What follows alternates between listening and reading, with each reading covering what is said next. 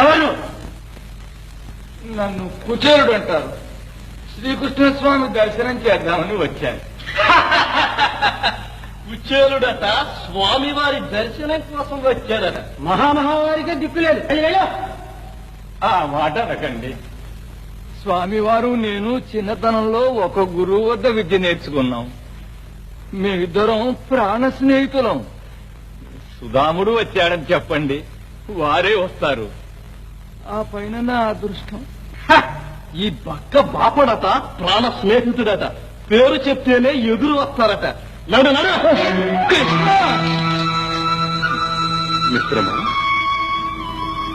కుచేల,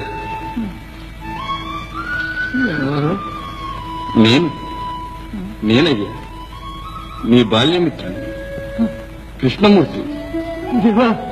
కృష్ణ, మా కృష్ణ, శ్రీకృష్ణ, మా కృష్ణ వచ్చా. కృష్ణ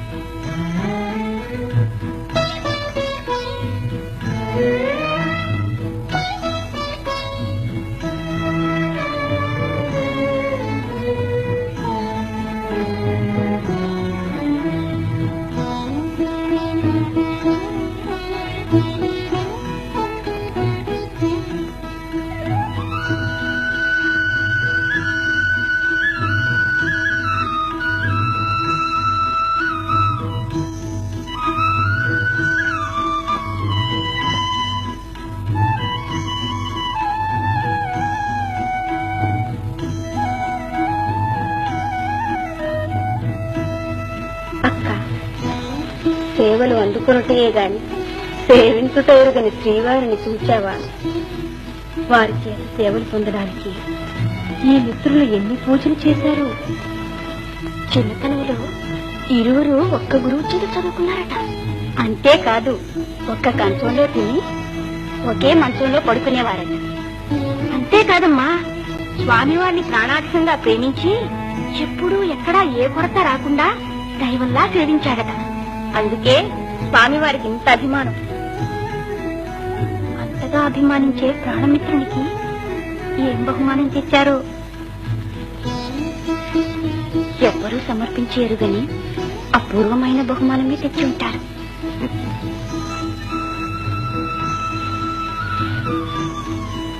అయితే సమర్పించకుండా సందేహిస్తున్నారే?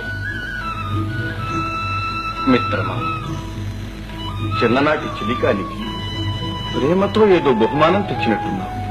ఏది అందించు. ఓహో, ఇందరు సపత్తుల ముందు సమర్పిస్తే వాళ్ళు కూడా వంతులకు వస్తారన్న సందేహమా? ఆ భయమే ఎక్కర్లేదు. ఇది అందుకు సుధామ, సర్వలోకేశ్వరుడైన ఆ స్వామికి ఎవ్వరూ సమర్పించడానికి సాహసించని అపరూపమైన కాంతే తెచ్చాం. అర్పించు. మహర్షులు సెలవిచ్చారుగా. అందివు. సరే, నేనే అందుకుంటాను. ఓ అబ్బా, ఇన్ని ముళ్ళు వేసి భద్రంగా తెచ్చావు అంటే నీ ఇల్లాలేదో వింత కానుకే పంపి ఉంటుంది.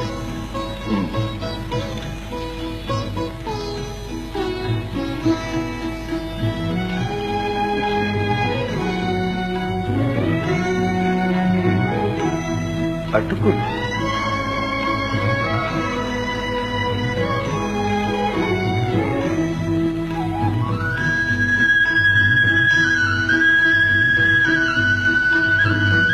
మిత్రమా, గోకులం విడిచిన తర్వాత వీటి విషయమే మర్చిపోయాను.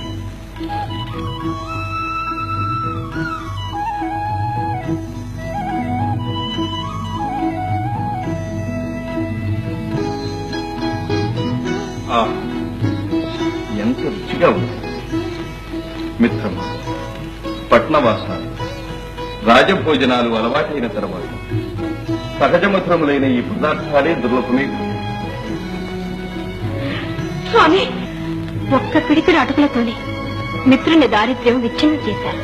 రెండవ పిడికెడితో అనంత ఐశ్వర్యం ప్రసాదించాం. ఇక మూడవ పిడికెడి కూడా భుజిస్తే సపరివారంగా స్వామివారు సుధాముని ప్రసాదంలోనే నివాసం పెట్టుకోవాలి. లోకారాధ్యుడైన వాసుదేవుని చేత తపర్యలందుకొని ధన్యుడవైనా.